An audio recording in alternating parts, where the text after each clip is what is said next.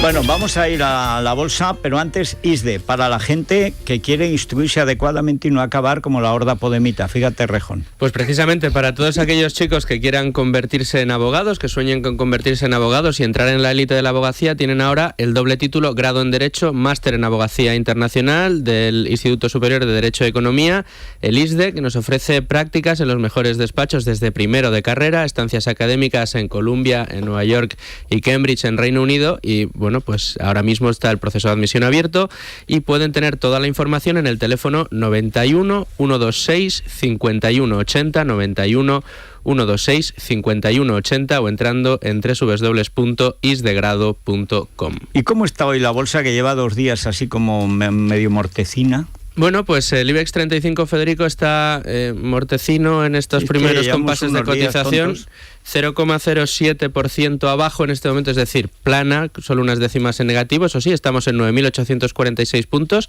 sí, que no está mal. En el acumulado del año ya es un 5% arriba. Y bueno, vamos a ver cómo reacciona a las palabras de Draghi que tenemos hoy, también como... ¿Habla Draghi? Habla Draghi. El señor Mario Draghi, el Banco Central Europeo. No se esperan grandes cambios, pero bueno, sabes que Draghi. Siempre los analistas siguen con mucho interés todo lo que diga el señor Mario Draghi. Muy bien, pues bueno, y para la gente, ¿sabes cuánto cuesta una onza de oro, Paco? No. ¿Tú no tienes una onza de oro? Dependerá del tamaño. No, la onza de oro es una medida internacional del oro, Luis. Perdona que te diga, o sea, precisión. O sea, la onza de oro vale exactamente, según el mercado, pero a partir de 1.200 euros. Una 1.213, onza, que es una medida de peso, internacional. Entonces, en Degusa tienes lo que, por ejemplo, tú no sabías lo que era una onza de oro, cosa rara porque tú tienes estudios. Vamos, pero sobre todo que es que habla de onzas y de lingotes. Le has de hablar de kilos. Claro, es que no existe kilos de oro. Es que no hay kilos de oro. Existen onzas. Y la onza, pues en Degusa, y además también hacer una cosa fantástica con el oro, porque a mí me gustaría tener una onza o un lingote de pisapapeles. Pero ¿y si entra alguien, entra un eso y me lo quita? Pues me lo guardan. Yo quiero el oro, que sea oro de verdad, como en las películas, pero que me lo guarde alguien con una caja fuerte. Bueno, pues en Degusa te asesoran y además te guardan tu oro.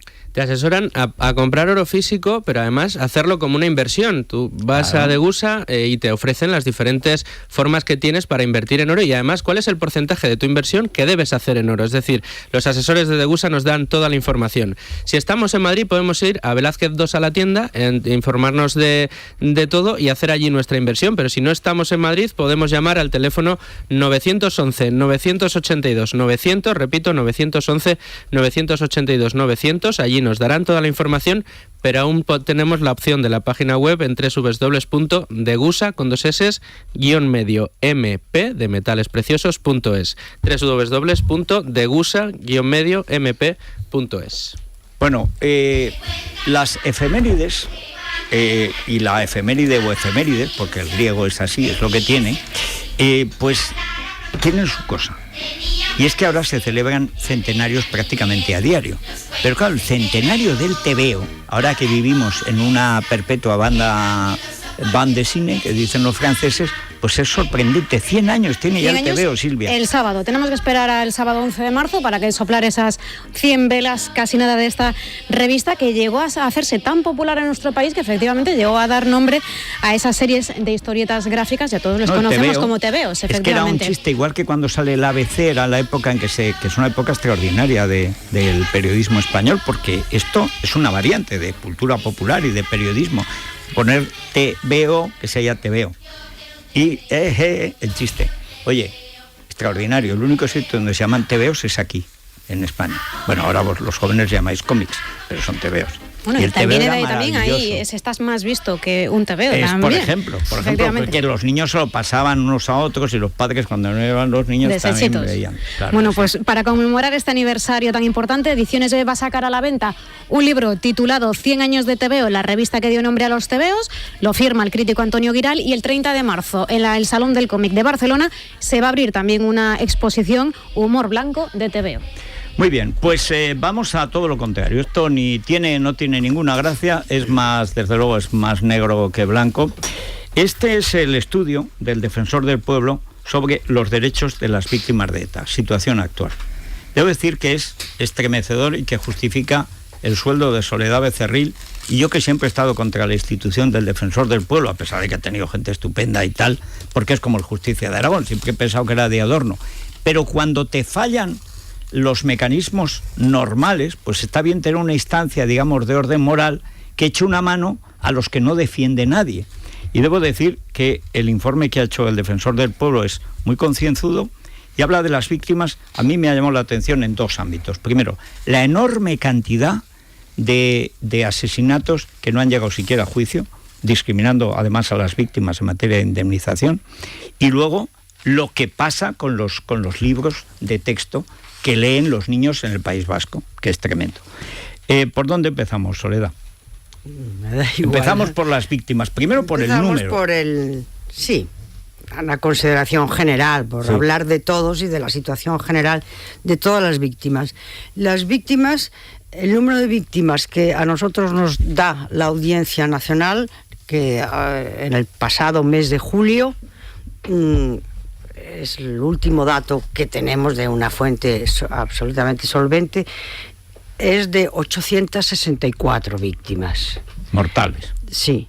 Y claro, quiere decir que el número de personas, además de las víctimas, el número de personas afectadas del entorno cercano y menos cercano ha sido enorme, ¿no? Sí. Que ha sido un daño grandísimo y que muchas de estas personas, de los familiares, pues están afectados para el resto de su vida, porque esto no se puede olvidar jamás.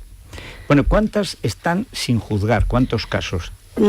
Son más de 300. No tengo la cifra exacta porque hay distintas fuentes y no quiero decir un número que no sea preciso.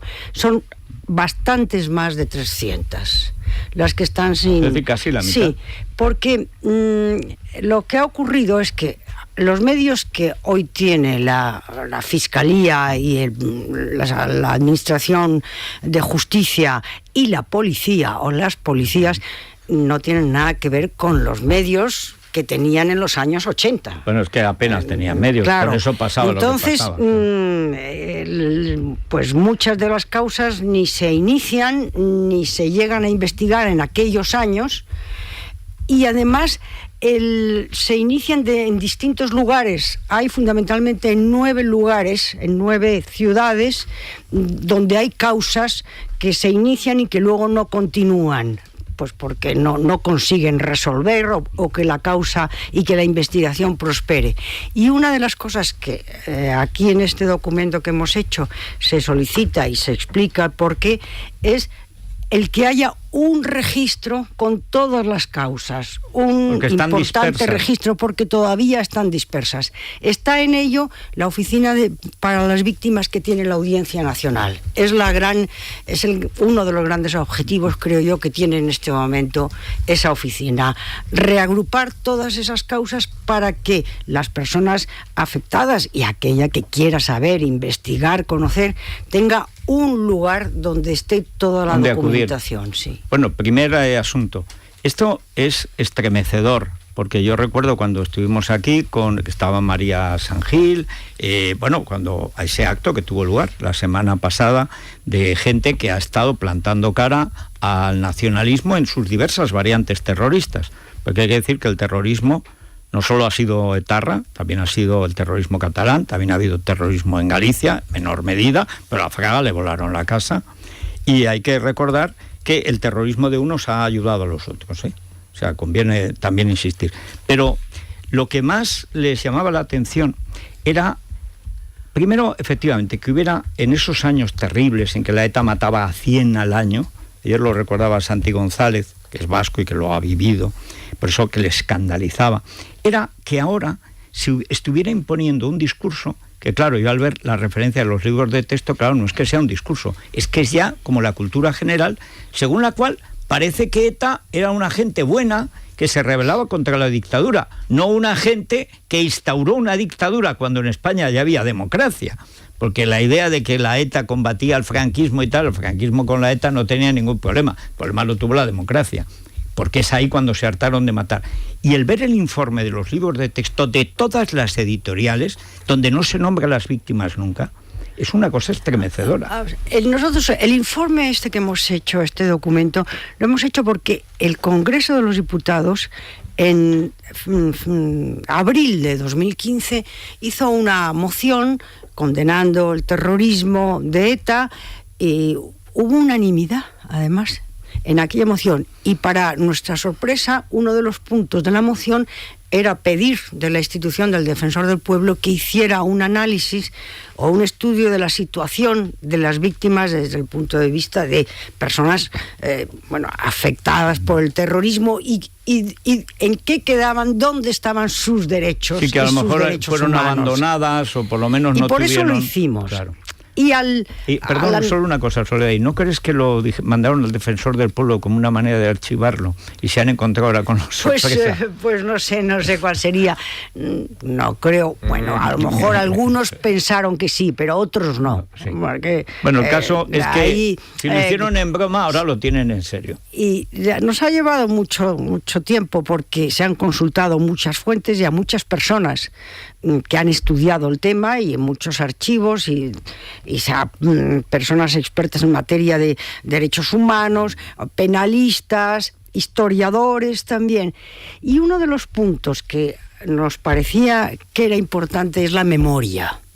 ¿Qué vamos a guardar? ¿Qué van a guardar los niños, los adolescentes de aquellos años? De estos años que han sido, como tú has dicho bien, y se ha denominado años de plomo, y los años 80, bueno, no solo los 80, pero los 80 fueron terribles. Bueno, había un centenar al año de muertes. Hasta el 2009. Sí. Y entonces decidimos analizar los libros de texto, no para el País Vasco, los libros de texto de toda España.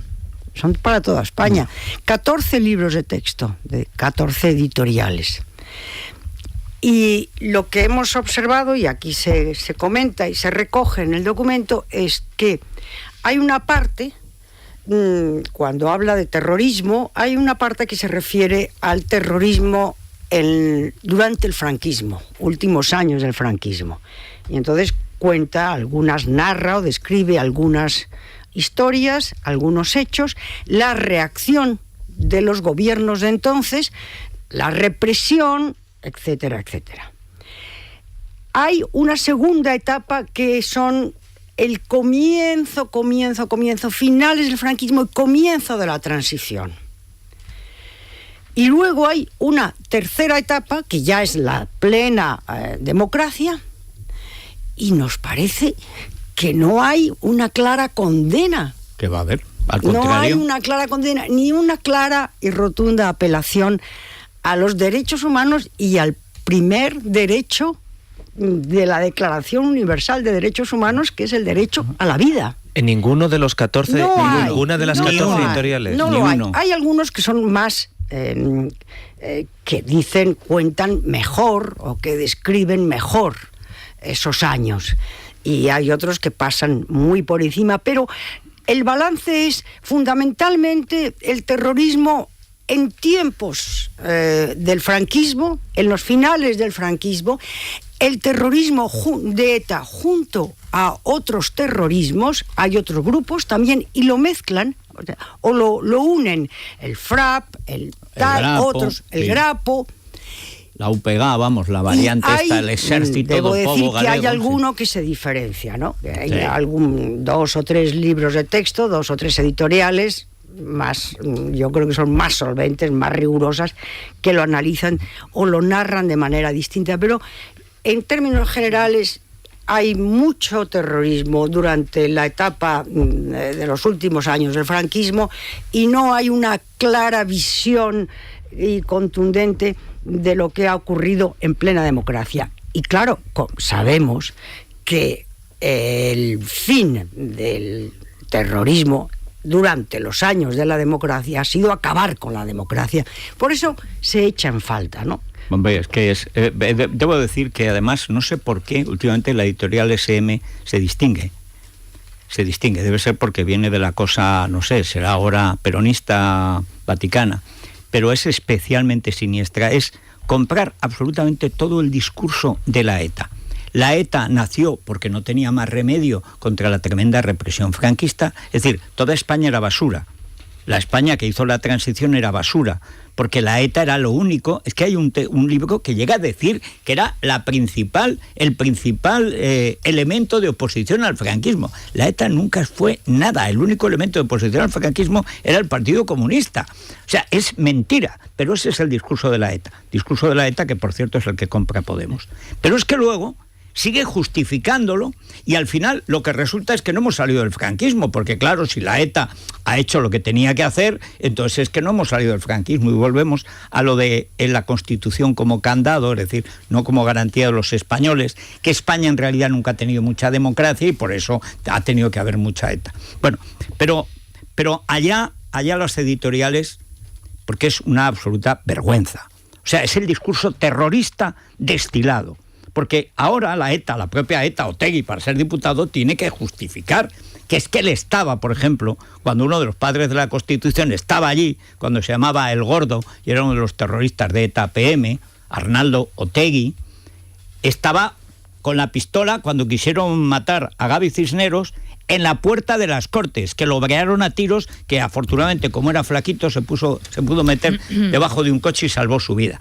Estaban ellos. Claro, tienen que blanquear esa historia para, entre otras cosas, llegar a diputados, a presidentes, a alcaldes y tal. Y ese discurso pasa por decir, no tuvimos más remedio, en realidad en España no ha habido una democracia y ahora que ya mandamos, ahora la va a empezar a ver. Bueno, es que eso es mentira.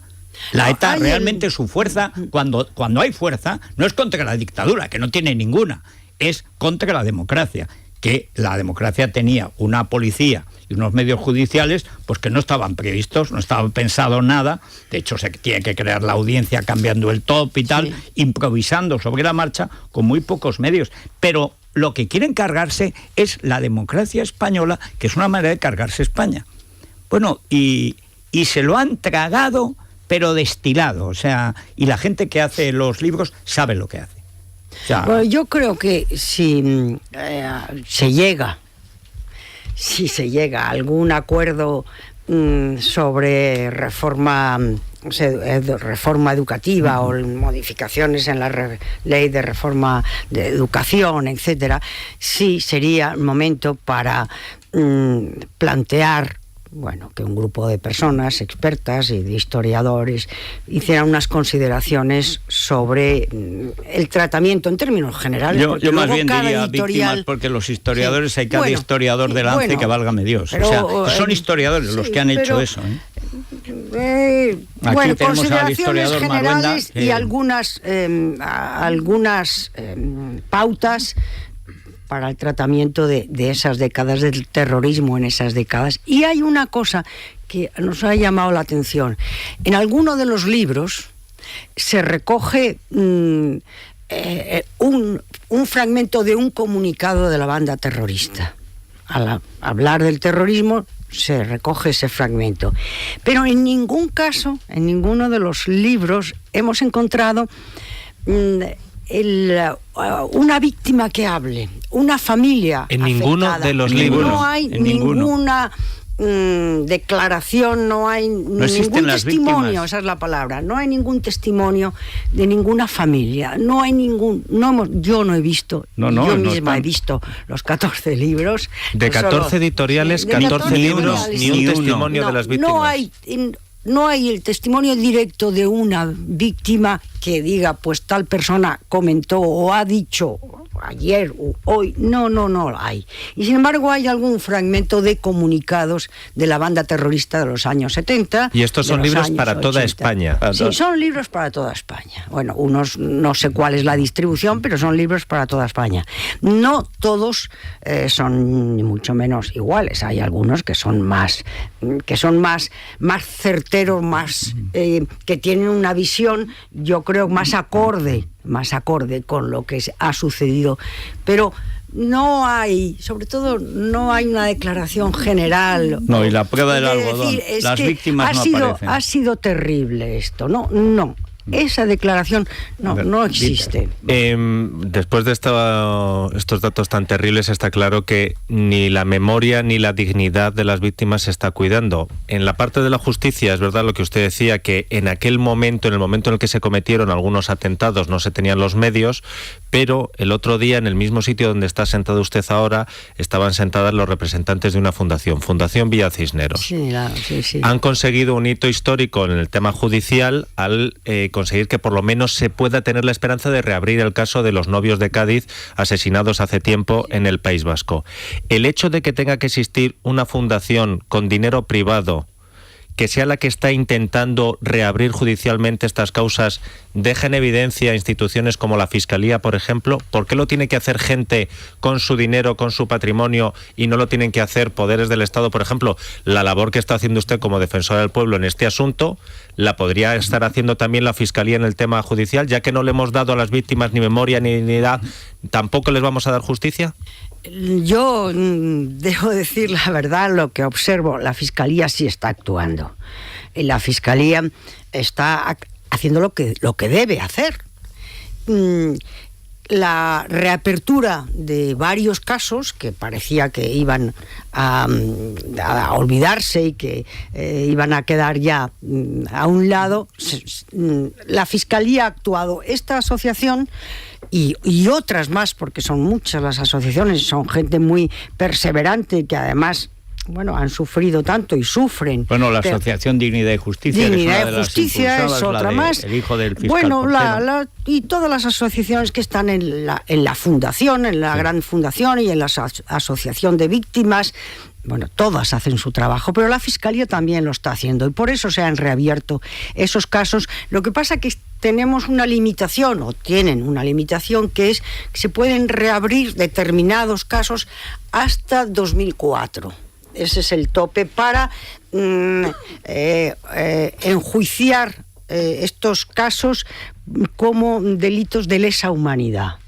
Es posible reabrirlos si se dan las circunstancias y tienen los datos, pero hasta 2004. Pero ¿sabe por qué se puede hacer eso? Porque el hijo del fiscal Portero se fue hasta Argentina. Sí. Es decir, que Dignidad y Justicia, que no es la Fiscalía, con sus propios medios hizo lo que no hizo nadie. O sea, la primera semilla la han plantado Dignidad y Justicia y la otra la Fundación Villa Cisneros. Desde luego, sí, tenemos todo el reconocimiento hacia estas asociaciones y entidades. Pero yo creo que si a ellos los preguntamos, dirán que la Fiscalía está. Le pregunté al señor Portero, y dijo que era una vergüenza que tuvieran que hacer las víctimas el papel de la Fiscalía. Es que hay fiscales, yo estoy convencido, Soledad, de que la mayoría de los fiscales, sobre todo de la audiencia, quieren actuar. Para pero nuestro trabajo nos han ayudado. La Audiencia Nacional nos ha dado toda la información que hemos solicitado y hemos tenido reuniones con el fiscal de la Audiencia Nacional, fiscal antiterrorista, y nos han colaborado absolutamente. Hay una época heroica, porque además mataban a los fiscales cuando atacan Tagle, que es la época de Eduardo Fungairiño. Sí.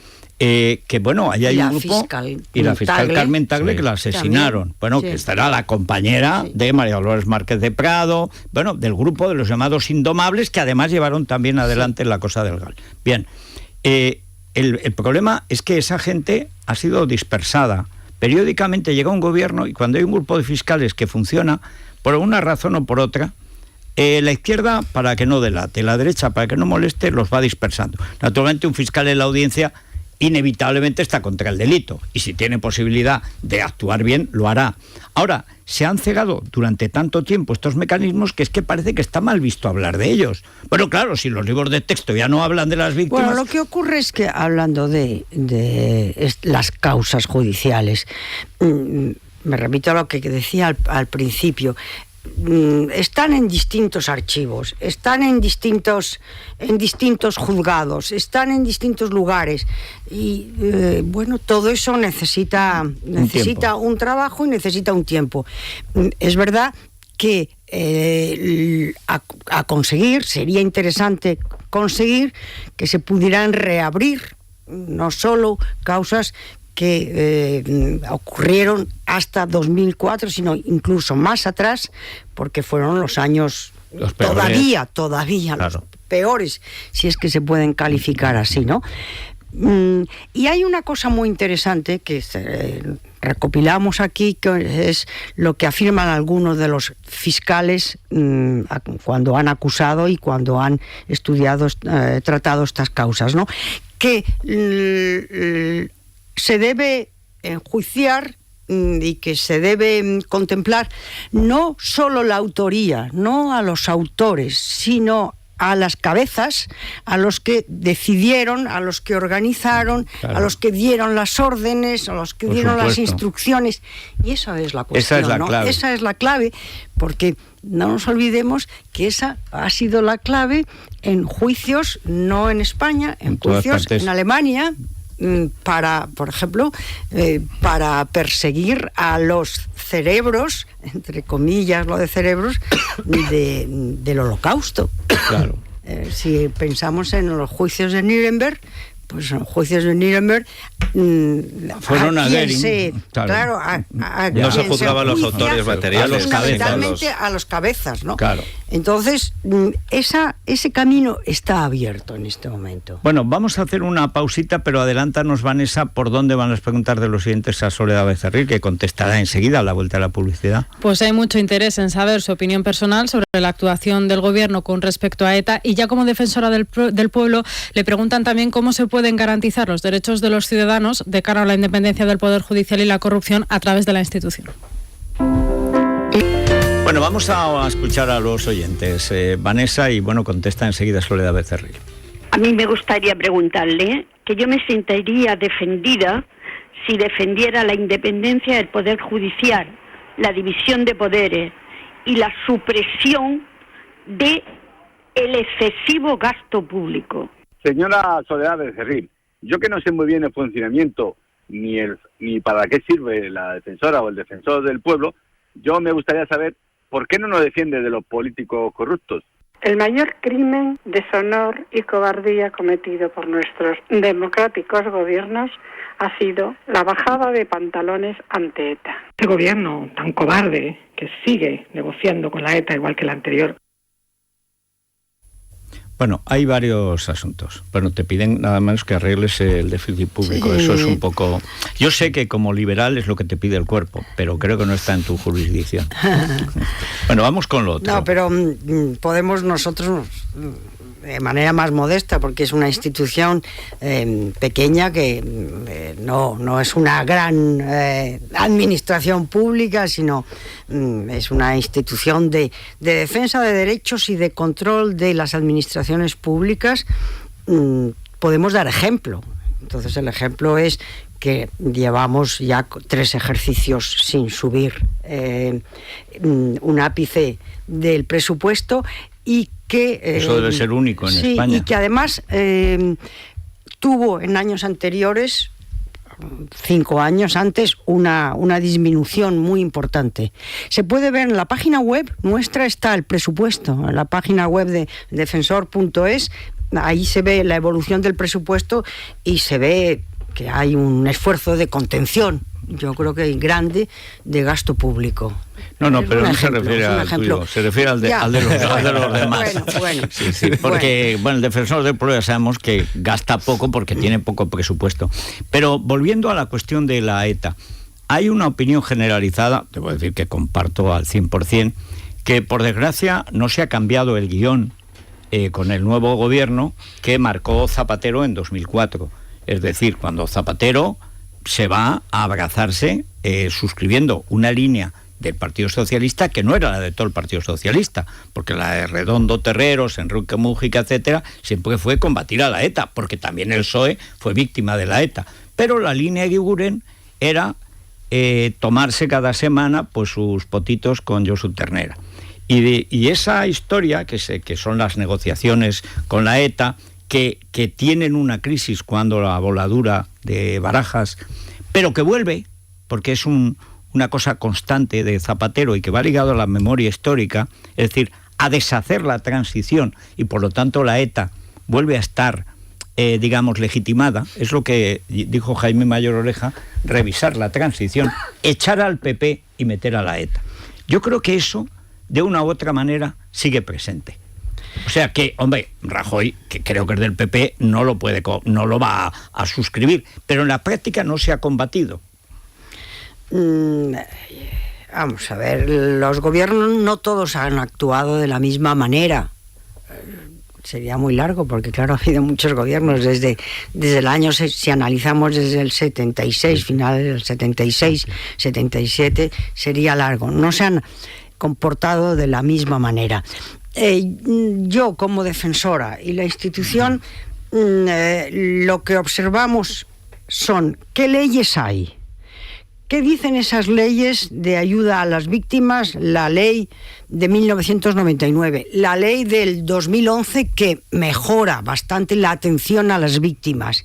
Y luego hay un estatuto de las víctimas del año 15, que es la última legislación que hay sobre esta materia. ¿Cómo protege? ¿Cómo ayuda? Yo no entro a analizar gobierno por gobierno, esa es la labor de alguna otra institución o la labor de la oposición en cada momento en el Congreso de los Diputados. Esa no es la nuestra, ¿no? Nosotros lo que vemos es que desde el punto de vista legislativo todavía quedan mejoras por hacer. Tratamiento, más ayudas, por ejemplo, lo ha mencionado Federico al inicio, todavía hay ayudas económicas diferenciadas, muy diferenciadas en función de si la causa judicial ha sido concluida y hay una sentencia o no hay sentencia. Es decir, la indemnización no es igual. Y esto es una de las cosas que nos piden las asociaciones de víctimas, ¿no? Tienes razón. Luego hay otra cuestión que es la ayuda psicológica. También la mayoría de las asociaciones piden que esas ayudas se aumenten a tener un tratamiento, porque es verdad que son tratamientos muy largos y que son muy difíciles de eliminar, en fin, de restituir la situación, ¿no? Bueno, estas son las cosas de las que nosotros nos ocupamos. No hay, esa es la verdad, yo no hago un análisis de las actuaciones de los gobiernos porque ese no era nuestro cometido en esta ocasión. Bueno, en todo caso, yo le quiero agradecer a Soledad Becerril y además al Defensor del Pueblo, que creo que este es uno de los mejores momentos de su existencia, de los que justifican su existencia, este informe de los derechos de las víctimas de ETA, porque las víctimas de ETA murieron por ser españoles. O sea, no por ser policías ni concejales, no, murieron por ser españoles. Entonces los españoles tenemos que defendernos. Esto es un acto legal de autodefensa, además es un acto moral de autodefensa. Y como esto no ha hecho más que empezar, y Soledad siempre ha sido muy trabajadora, pues es el momento, yo lo que le animo es a que continúe en esa línea, por de pronto las indemnizaciones, porque además tampoco me cabe duda de que hay suficiente mayoría en el Parlamento para ir mejorando las leyes y seguir trabajando. O sea que, seguiremos con ellos. Bueno, mucho ánimo muchas gracias. Muchas gracias. Buenos días y gracias. Es la mañana de Federico, con Federico Jiménez Los Santos.